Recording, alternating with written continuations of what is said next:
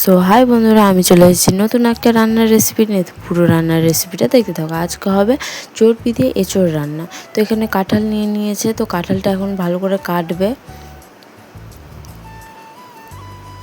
তো কাঁঠালটাকে ছুলে নিচ্ছি। তো কাঁঠালটা কাটার আগে তোমরা এরকম বাটিতে হলুদ দিয়ে জলটাকে গুলিয়ে রাখবে, তার মধ্যে কাঁঠালটা কেটে রাখবে। কাঁঠালের কালারটা দারুণ আসে সেই জন্য। তো এখানে আমার মা সব কাঁঠালগুলো কেটে দিচ্ছে এক এক করে। তো কাঁঠাল এখানে কাটা হয়ে গেছে আমাদের।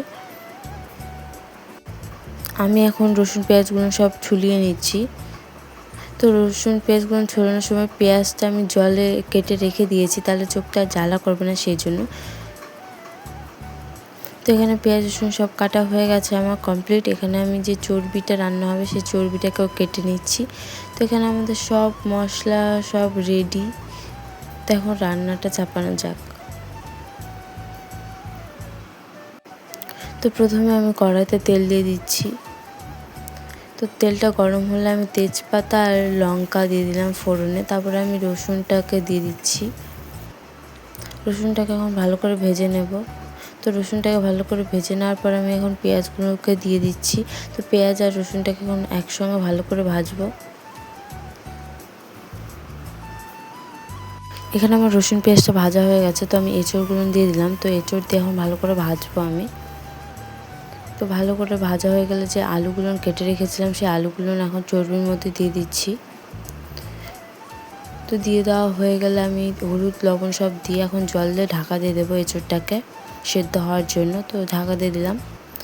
তো কিছুক্ষণ পরে ঢাকনা তুলে এঁচোড়টা সেদ্ধ হয়ে গেছে। এখন ভালো করে ভাজতে হবে এঁচোড়টাকে।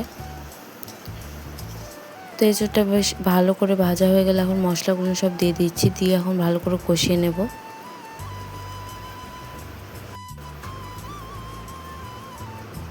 তো সবজিটাকে ভালো করে কষানো রেডি হয়ে গেছে। যে চর্বিগুলো কেটে রেখেছিলাম, কেটে গরম জলে ডুবিয়ে রেখেছিলাম, সেই চর্বিগুলো আমি দিয়ে দিচ্ছি এক এক করে। তো চর্বিগুলো দিয়ে এখন ভালো করে কষিয়ে নিতে হবে।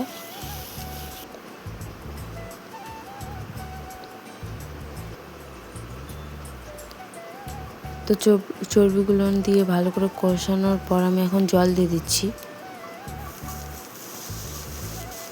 তো এখানে তরকারিটা ফুটলে এঁচোড় দিয়ে চর্বি রান্না রেডি হয়ে যাবে। তো এখানে তরকারিটা ফোটার জন্য রেখে দিলাম। তো তরকারিটা ফোটা হয়ে গেলে মা এখানে নামিয়ে নিচ্ছে। তো নামিয়ে নেওয়ার পর দেখো জাস্ট কালারটা কি সুন্দর এসেছে।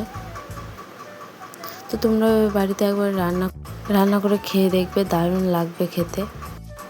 তো আমি এখানে টেস্ট করার জন্য বসে পড়েছি যে কেমন হয়েছে। তো দারুণ হয়েছিল রান্নাটা। তো তোমরা এভাবে ট্রাই করবে। তো দেখা হচ্ছে পরের ভিডিওতে। আজকের মতো বাই।